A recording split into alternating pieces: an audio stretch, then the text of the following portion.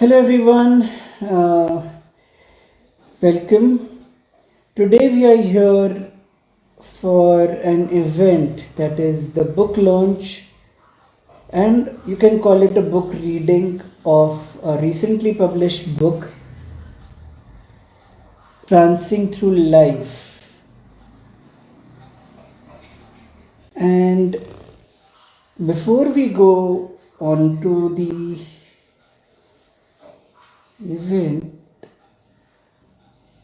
I'd like to share that we'll be having a guest over and we're having a conversation with him. Yes, you're there. Yes. I asked you to mute these Zoom meetings, Mark, so that it does not echo. Yes, I Yes, I. uh, I'll do that for you. I have done that. Hello. Done. I I Yeah. muted the Zoom meeting. Perfect. So I you can put the phone in the place and we can see each other now. Okay. Oh, okay. It's upside down, Mark. Okay. Excellent. Finally, we figured out the technology and sorted it out. Yeah. So we are live, Mark, and welcome to the event to all, one and all. We have uh, Mark Tochen with us today. He is the co-author of Prancing Through Life, amongst many other titles we have published. But today we'll be focusing on talking about Prancing Through Life. So, Mark, let's begin with you maybe giving an introduction or talking something which you would like to share with uh, everybody. Yes, thank you. Good evening or good morning to everyone. It's such an honor to be sitting down with you. Um, I've been a poet since I was 12 years old, and I recently looked at my high school poetry. It's not very good. It's very lengthy, and uh, and then I wrote a little better in college, and then I started my career as a pediatrician, and I had very little time. But I wrote a few things, but in a long career, I only wrote a few pieces. I called it the practice years, and I threw out most of them. They're pretty bad, but I saved a few that were meaningful, and I had a couple of pieces published in professional journals. They would often have one poem they would accept for a scientific journal, and I've had two or three of my poems accepted in really in medical literature. And our group had its own literary magazine, so I had a little bit of a handle on that. But in retirement, I've written more, and with health issues that have come up, especially with my dear spouse, I have a lot of home time and a lot of writing time. And I have been told by an expert writer and good friend that my writing has improved with my sorrow. Oh, yes, it has. I have been with you for the last couple of years myself, and I have seen your writing really evolve in the past 3, 4 years. Three years, I think we've been together. Yes. The first book was Desires that I had published, which had your poems. Mhm. So, how about okay? Maybe we can just have a few poems recited by you from Prancing Through Life. How about that? I would love to do that. These are two short pieces. The first piece has a title that's called Don't Confuse Me by Saying No, and this has a backstory. Last summer, we had a big family reunion in California with my wife's big family, and my big sister in law was so happy to see us, and she was arranging all kinds of parties and meetings and greetings. And her name is Diana. She is a lovely lady. And I said, Diana, you're doing far too much. And this was a phone call, and she got very big sisterly stern with me, and she said, Mark, don't confuse me by saying no. And I thought about it. I said, Diana, that will be the title of my next poem, which I wrote that evening, and I'm about to read it to you now. Wow. Um, don't confuse me by saying no. What I need is confirmation that we're on track to get through the day, the week, the month, the year, through the life we lead. Are we on track? Just say yes. Just say, of course. Don't confuse me by saying no.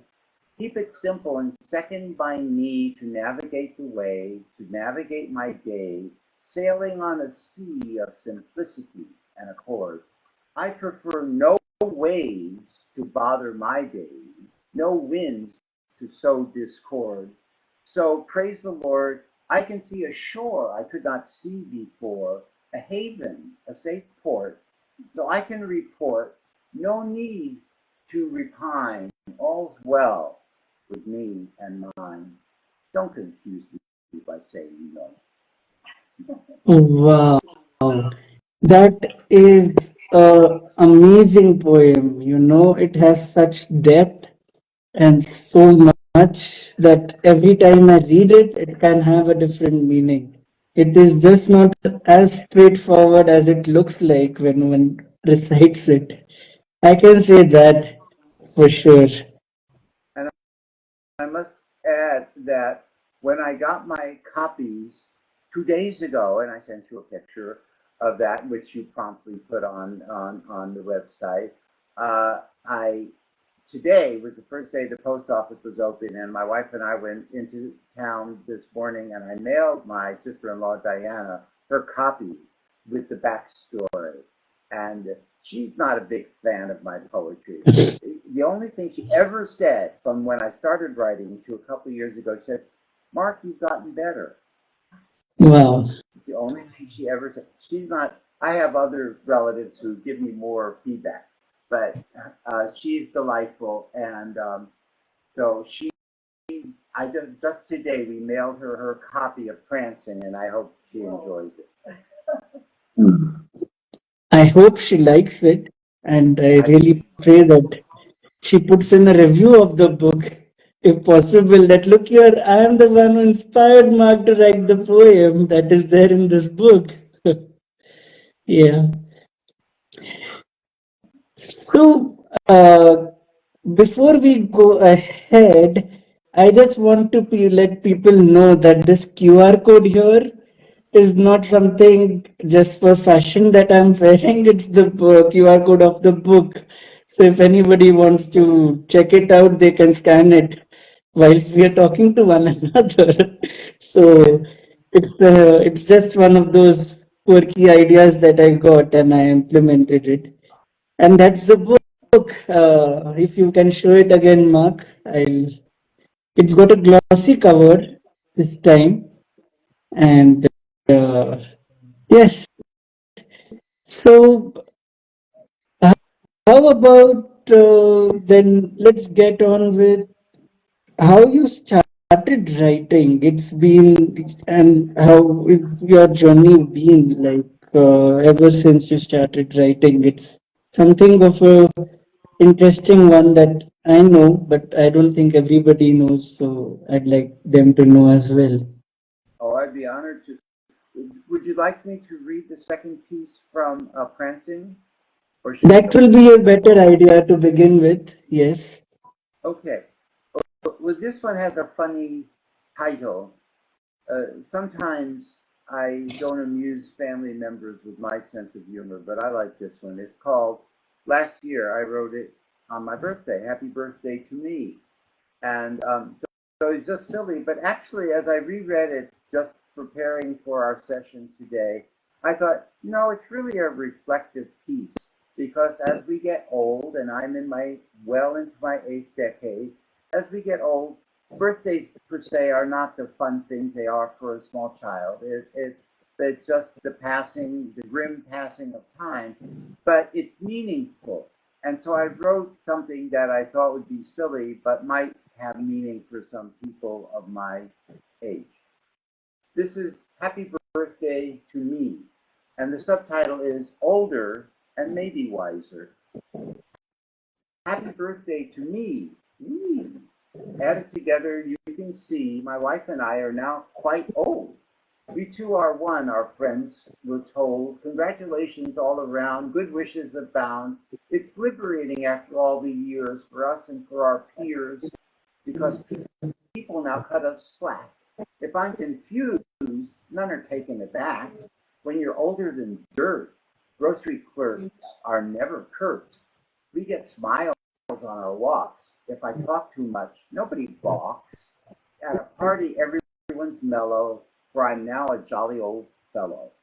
We can sneak away from father time. I can write a rhyme and not repine because our chains, it's plain to see, are broken and time has set us free. It was indeed really beautiful, and I was reminiscing a couple of instances which happened recently as per where birthday is concerned. And I find how circumstances in life change as we grow, and how we look at birthdays is it's it's ever evolving and very different. And I really see a connect with your poem there. You know that how you came across writing it,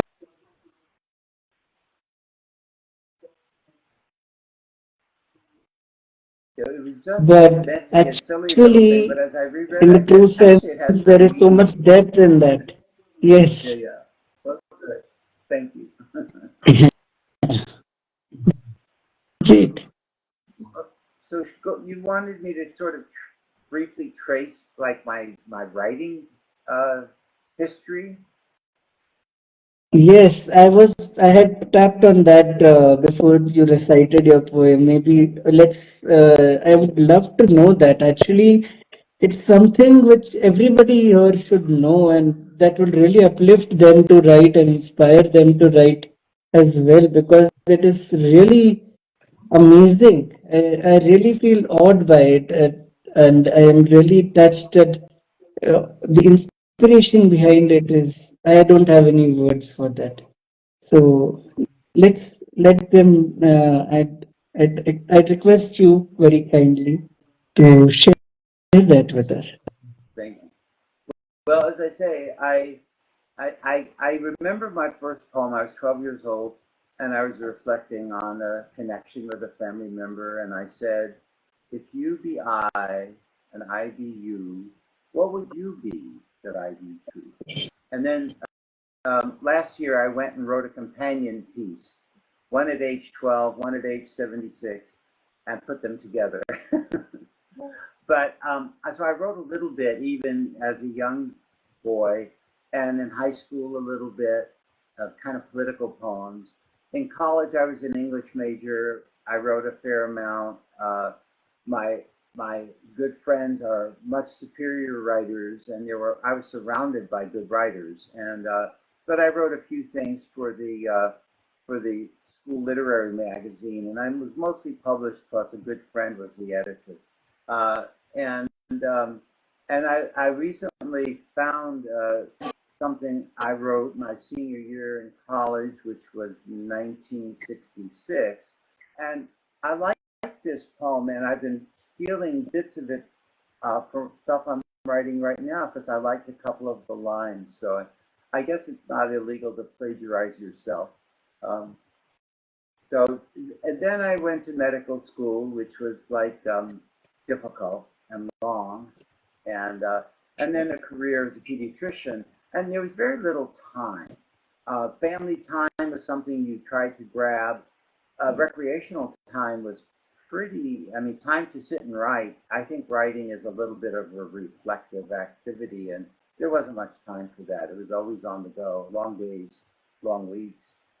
Um, but I wrote a little bit and uh, have a few poems about meaningful things uh, that happened during that time. Uh, and then a career, long career, and uh, I've written a little bit, maybe a few poems a year, more common. And then when my dear wife was diagnosed with Alzheimer's in 2016, um, all of a sudden our priorities changed, our requirements changed. We had a lot of home time, and now we don't travel really. It's more of a production. We're home, and I have more home time and more reflective time. And so I've been writing a lot the last few years because I want to speak for Helen, who's right behind me, and I want to honor her because she is always, as is in a publication that you may discuss later. I have said how my desire is to honor her, and she's always been both smarter and wiser than I. And but I have a lot of time. My peak writing time is between, oh, it's pretty bad, between midnight and 3 a.m. Very not very healthy, but occasionally I'm sleeping longer. But I've had this told to me by other poets that sometimes you're ready, you're drowsing off, you're about to fall asleep, and a couplet pops into your brain, and if you don't get, or at least the title of a poem, if you don't get up and write it down in the morning, you won't remember it. And I have a poem in a publication you may discuss. It's called Butterfly Dreams. It just flies away if I don't get up. So I sigh and I get up and I write it, and then I go back to bed. So but there's more reflective time, and there's more time to sit there and go over a draft and try to make it better, or to, I know in prose there's something called a braided essay where I guess you're trying to interweave different elements into one story. And I can kind of see that in some of my better poems. There may be there's a theme and a sub theme, and they're kind of dancing around each other. So I do things probably at a higher level than I ever did as a younger man.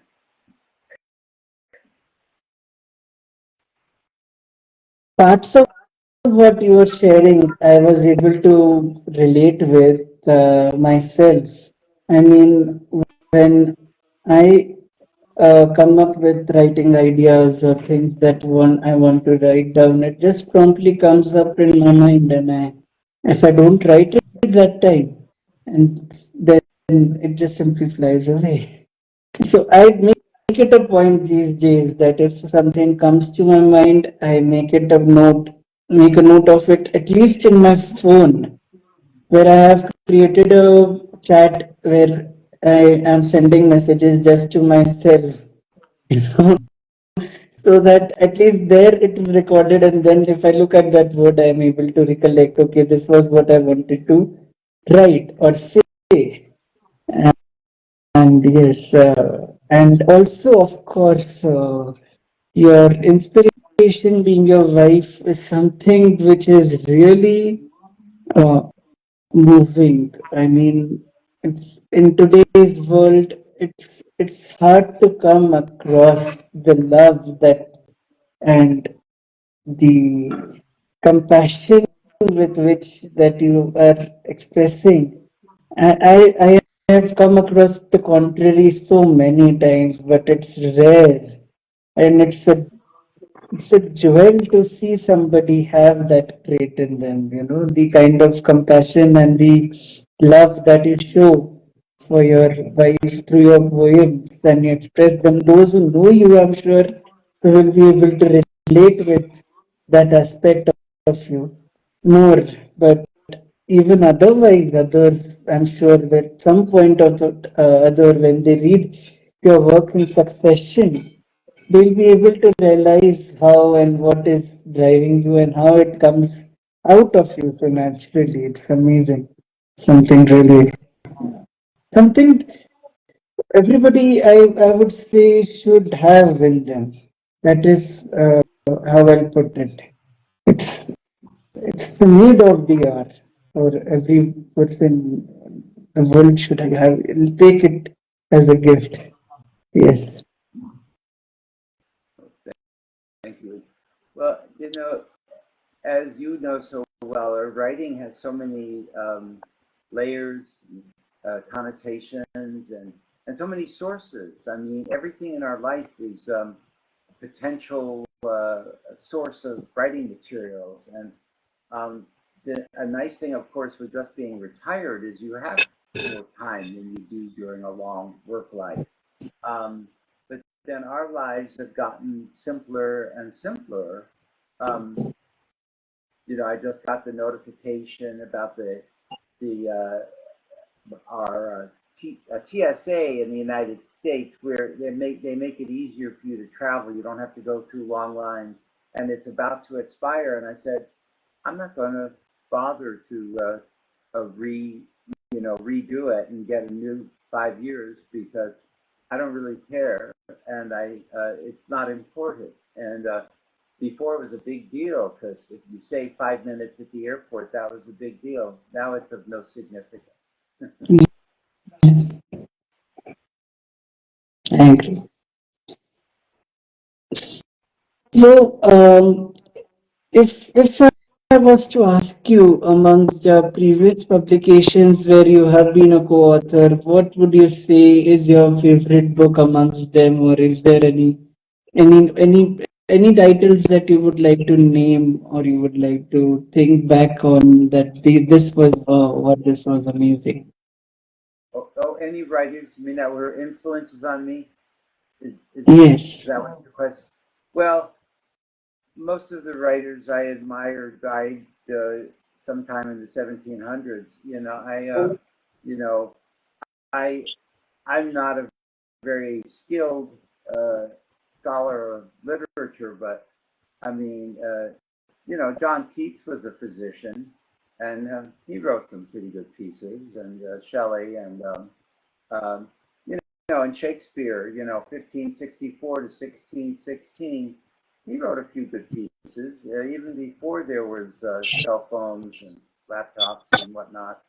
Um, I think the golden age of English literature is well behind us. We can just try to hold up our end as best we can. I, but I enjoy it. I think language is so diverse, and you can go so many ways with a piece. I mean, I'm sure you've experienced this. You start writing something, and in the middle, it changes, and you're redirecting your flow, and it comes out very different than what you thought it was going to be, but better. And and uh, and that's very. It's kind of like alive for me. The language is still alive. I mean, I love lyric poetry, um, but I don't do it beautifully, but I can read it and admire it when I see it. That is amazing. The line that I picked up from what you just said was that your writing is alive, as in it really is ever changing, even in the process of the whole writing process. When you're writing the poem, it it it evolves or it changes. So that's a wonderful thing to take back or make note of, really. And of course, the writers actually, I think we breathe and we live writing. It's not that we do it as a part of our profession or something to make a living. Writers actually live their writing, and they that's what it that's what makes it very easy to walk through the entire. I'm not getting that word. Entire process of it, I will say, maybe. Yes. Something. I think it was a note, some notes I had from a conversation with you. I think it was you who said, keep it short. People like short poems. I think that was your line. And Yeah. I have I have noticed that I write better as I get shorter. Um, our daughter, with whom you traded some emails, and I think she's on this link. Hi, Naomi. Was traveling recently with a best friend, and they were in Korea and Japan, and she's never been in either country. And she sent back all these pictures of beautiful shrines and temples and beautiful gardens and very in Japan. It was all very beautiful. And I just wrote her back this line. I said, "Where she goes, beauty flows."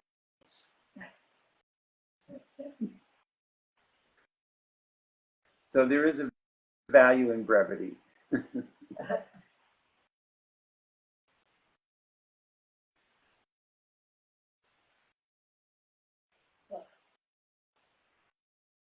I've lost you. Oh, so she is listening to you right now, and she's there with us, and she's saying, "Yes, I have. I've actually been to Japan 7 times, Korea twice." Sorry, Naomi. Oh, okay. Well, I knew she traveled for work. I didn't know about these visits, but she's been there many times. I didn't. I guess it never perked into my consciousness before. That's okay. Thank Yes. With that, I think let's go and surprise the audience with the upcoming book that we are having in the process, in the works that we are going to be releasing very soon. How about just giving a brief look into or peek into what the book is going to be about?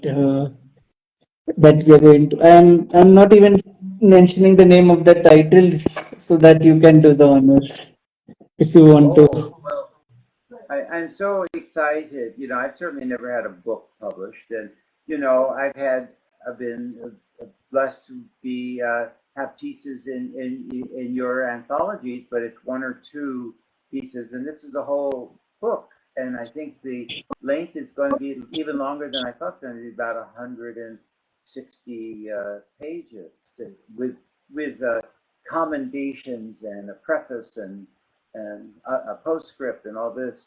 But it's very exciting, but it's very funny. It's called Tides of Change. It's about the changes in our life and our horizons with Helen's diagnosis that's changed how we do things. And and so I thought Tides of Change was a brief way of saying that. But it's very funny. I think it's in Prancing. A lady who is also very much widely published by you has a poem, and she also uses in her heading, she uses the term about tides of change. And I said, oh, there's nothing unique about that name for me, that I laughed. She used it very differently. So we have that, and what I did over the last 7 years, I've written a lot. The first thing I had published with Poet's Choice was a short piece in Desires called "A Prayer, a Wish for My Life," and Oh, I wow, you kept have it there with you. yeah, yeah. And then that was in early 21, and later in the year, I had some pieces in Walk of Life, which I was, and neither of these, they weren't long, but I seem to be getting briefer and maybe more articulate. And then the recent one that I really enjoyed is Exit Notes, the concept of doing an ekphrastic collection where you have the writing and you couple it with a photograph. And I thought the staff did a wonderful job just picking interesting images to go with it. And my pieces of this are like 3 lines long, but they're meaningful, I think. And I sometimes could write 40 lines and not achieve that level of connectedness with my subject. So I think I've gotten better as I've gotten shorter. And certainly the world would say, Mark, the shorter you get, the better we like it. But I mean, I may write a reflective piece, but in that piece we're talking about, I have a lot of short pieces, 10, 12, 20 lines. And I have a couple that are 2 or 3 pages, but it's kind of a reflection. One is called Morning Report, and it's 3 pages long, but it's not, it's really intended to report on the status of where we were. So I couldn't say that so briefly, but I read it the other day and I thought, well, it's not boring. It's not great art, but it's okay. It's better than what I used to write that was long. Let the others judge their writing. Why would you be self-critical? Rather, it's okay. I always love to praise my own writing. I never become so self-critical that I sometimes I've seen writers become so self-critical that they don't end up publishing it or putting it out there for people to read it, for them to come to know what it is. And yes, whilst I agree with you that brevity in writing keeps the essence of the work intact, however, sometimes when you're telling a story, the writing is so fast moving and it changes with every line that actually they are not, the length of the poem is actually not 3 pages. They're actually 40 poems of one line each that has gone to, that is extended to 3 pages. That's how I'll put it. So yes, sometimes, actually quite often, what you are saying, that if it becomes a little large, the poem becomes very large, then it loses its value. But that if you are a good writer, you tend to make sure that that does not happen. And you do write good poems, so I've seen that it does not happen that often with you as much as I've seen others do it. Those I did not publish.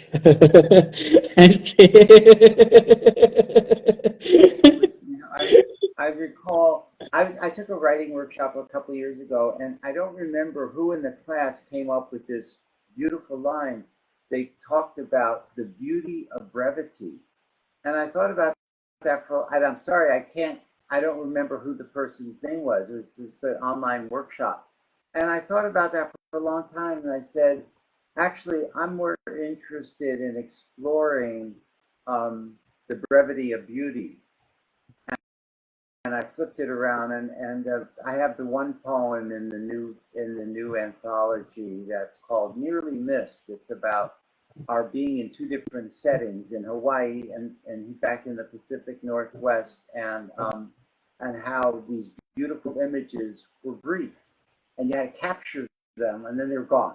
It's sort of like losing the poem that was brilliant that you came up with in the middle of the night and didn't write it down. It's gone. And when the sunrise over the volcano glimmers in your eye, and the heavens open up, and then the gleams are gone, or the rainbow descends to touch my wife's brow, and 20 seconds later it's gone. So that made me impressed with the brevity of beauty, and so it does. I think it's a good thing to be more brief, and I'm trying to do that. With that, it's so engaging with you, Mark, that I lose track of the time. We've been talking to one another for about almost an hour now, and we didn't come to know that. Yeah. So we can keep on going and keep on talking to one another. I think we've got that comfort zone with one another. I can come up with topics and we can keep chatting, but we need to keep the timeline for a live event. So I think on that note, let's call it a night for you and call it a day for me. Yeah. Yeah. Well, anyone who sat in, I am very much appreciative of any listeners. I wish everyone much joy and a good day, and appreciate your interest. I would like to also thank everybody who attended and is listening to us right now. and I'm very grateful to Anand. Okay, so namaste and thank Namaste. you.